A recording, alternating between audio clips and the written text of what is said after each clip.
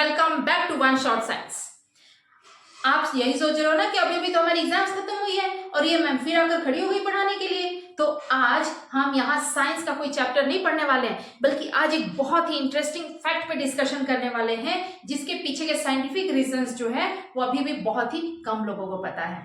अभी आपको आपके स्क्रीन पर एक इमेज दिख रही होगी। ये इमेज गल्फ ऑफ अलास्का की है। गल्फ ऑफ अलास्का में ये पॉइंट जहां पे दो तरह का पानी है जो आपस में नहीं मिलता और उनके बीच में एक फोम की एक झाकी रेखा बनी हुई है। अब इस इमेज की सच्चाई क्या है, ये कैसा पानी है, क्यों आपस में नहीं मिलता, इसके पीछे दो थियरीज हैं जिनमें से एक थियरी तो बहुत ही ज्यादा पॉपुलर है। आज पहले हम उसी थियरी को डिस्कस करने की कोशिश करेंगे और उसके बाद दूसरी थियरीज को भी डिस्कस करेंगे और फिर हम आपको बताएंगे कि इस इमेज की रियलिटी क्या है, आखिर ये कौन सी थियरी उसमें से सही है और कौन सी थियरी गलत है। सबसे पहले बात करते हैं पहले थियरी की। अगर पहले थियरी की माने तो कहा जाता है कि गल्फ ऑफ अलास्का में ये वो पॉइंट है जहां पे पैसिफिक ओशन और अटलांटिक ओशन दोनों ओशंस एक दूसरे से मिलते हैं, लेकिन उन दोनों ओशंस का जो वाटर है वो एक दूसरे में मिक्स नहीं होता है। अब ऐसा क्यों? बहुत सारे लोग तो इसे भगवान का चमत्कार कहते हैं, बहुत सारे लोग तो ये कहते हैं कि कुछ साइंटिफिक रीजंस हैं। तो क्या साइंटिफिक रीजंस है? पहले जानते हैं पैसिफिक ओशन के वाटर के बारे में। तो पैसिफिक ओशन जो है उसका जो पानी है वो नीले कलर का होता है और पैसिफिक ओशन का वाटर जो है उसके अंदर सॉल्ट का जो क्वांटिटी है, सॉल्ट की जो मात्रा है वो कम होती है। दूसरी तरफ अटलांटिक ओशन का वाटर है। अटलांटिक ओशन का जो वाटर है वो थोड़ा ग्रीनिश टाइप का होता है क्योंकि अटलांटिक ओशन के अंदर एक फाइटोप्लैंक्टन नाम का माइक्रोस्कोपिक एल्गे है जिसके अंदर जो क्लोरोफिल है वो क्या कर रहा है, क्लोरोफिल ग्रीन कलर को रिफ्लेक्ट करता है और ब्लू कलर को एब्जॉर्ब कर रहा है और इसी की वजह से जो अटलांटिक ओशन का वाटर है वो थोड़ा सा ग्रीनिश टाइप को होता है। इसके अलावा जो अटलांटिक ओशन का वाटर है वो सबसे ज्यादा सॉल्टी होता है, ये आपको पता होगा, है ना। अब ये जो अटलांटिक ओशन का वाटर है वो ज्यादा सॉल्टी है, वो ग्रीनिश कलर का है और उसका जो टेम्परेचर है वो भी हाई है ना। अब जो पैसिफिक ओशन का वाटर है वो ब्लू कलर का है, उसके अंदर सॉल्ट कम है, इसके वजह से उसकी डेंसिटी कम है। और दूसरी तरफ अटलांटिक ओशन का वाटर है उसकी डेंसिटी ज्यादा है क्योंकि उसके अंदर सॉल्ट ज्यादा है और उसके अलावा उसका जो कलर है वो ग्रीनिश है। अब ये डेंसिटी और टेम्परेचर की डिफरेंसेस की वजह से ये जो दोनों ओशंस के वाटर है वो आपस में मीट तो कर रहे हैं, मिलते हैं, लेकिन उनका पानी आपस में मिक्स नहीं हो पा रहा है और जहां पे वो दोनों एक दूसरे से मिलते हैं वहीं पे एक झाग की लाइन, एक फोम की लाइन हमें दिखाई देती है। अब ये पहली थ्योरी का मानना है। इसके अलावा एक और थ्योरी है, अब देखते हैं कि वो थ्योरी क्या कहती है। तो अगर हम दूसरे थ्योरी की माने, उस थ्योरी की माने तो जो गल्फ ऑफ अलास्का का वाटर है वो पैसिफिक ओशन का वाटर है।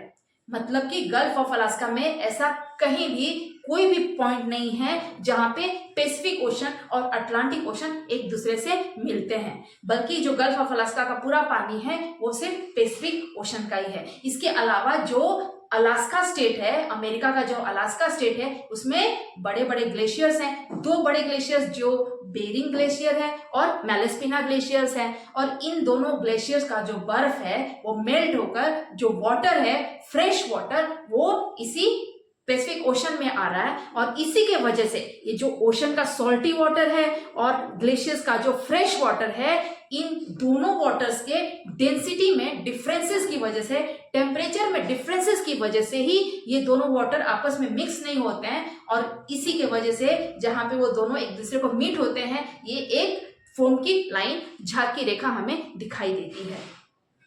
अब ये दोनों थ्योरीज कुछ हद तक तो सिमिलर है, सिर्फ इतना ही डिफरेंस है कि ये जो वाटर है वो पैसिफिक ओशन और अटलांटिक ओशन का है या नहीं है। तो बहुत सारा रिसर्च करने के बाद मुझे यही पता चला है कि गल्फ ऑफ अलास्का में ऐसा कोई भी पॉइंट नहीं है जहां पे पैसिफिक ओशन और अटलांटिक ओशन एक दूसरे से मिलते हैं, बल्कि पैसिफिक ओशन और अटलांटिक ओशन एक दूसरे से मिलते तो हैं, लेकिन southern tip of south America में जो केप हॉर्न के पास है, southern tip of south America जो केप हॉर्न के पास है, वहीं पे जो पैसिफिक ओशन है और अटलांटिक ओशन है वो एक दूसरे को मिलते हैं। गल्फ ऑफ अलास्का का जो पानी है वो पूरी तरह से पैसिफिक ओशन का वाटर है और ये जो झाग की रेखा हमें दिखाई दे रही है वो सिर्फ ओशन वाटर और फ्रेश वाटर के डेंसिटी और टेम्परेचर की डिफरेंसेस की वजह से ही है। तो ये सारा दोनों थियरीज को जानने के बाद हम ये कह सकते हैं कि जो पहली थियरी है वो सिर्फ एक मिसकंसेप्शन है, वो एक गलत फहमी है कि यहाँ पे पैसिफिक ओशन और अटलांटिक ओशन का वाटर आता है। यहाँ पे सिर्फ पैसिफिक ओशन का वाटर है और ग्लेशियर्स का वाटर है, और दोनों वाटर्स में जो डिफरेंसेस है उसी के वजह से डेंसिटी में जो डिफरेंसेस है, आपने देखा होगा कि जब हम वाटर में ऑयल को मिक्स करते हैं तो ऑयल और वाटर दोनों की अलग अलग लेयर्स बन जाती है, क्योंकि जो ऑयल की डेंसिटी होती है वो वाटर की डेंसिटी से काफी कम होती है ना। ऑयल की जो डेंसिटी होती है वो कम होती है, वाटर की डेंसिटी ज्यादा होती है, और इसीलिए कुछ यहाँ पे भी वही कंसेप्ट यूज हो रहा है। जो सॉल्टी वाटर है, ओशन का वाटर है, वो सॉल्टी है, उसकी डेंसिटी ज्यादा है, और जो फ्रेश वाटर है उसकी डेंसिटी कम है। इसी की वजह से, इस डेंसिटी के डिफरेंसेस की वजह से ही कुछ ऑयल और वाटर जैसा ही यहाँ भी हो रहा है। अब आपको ये वीडियो कैसा लगा हमें कमेंट करके जरूर बताना, और अभी तक आपने हमारे चैनल को सब्सक्राइब नहीं किया है तो इसे सब्सक्राइब जरूर कर लेना। Thank you.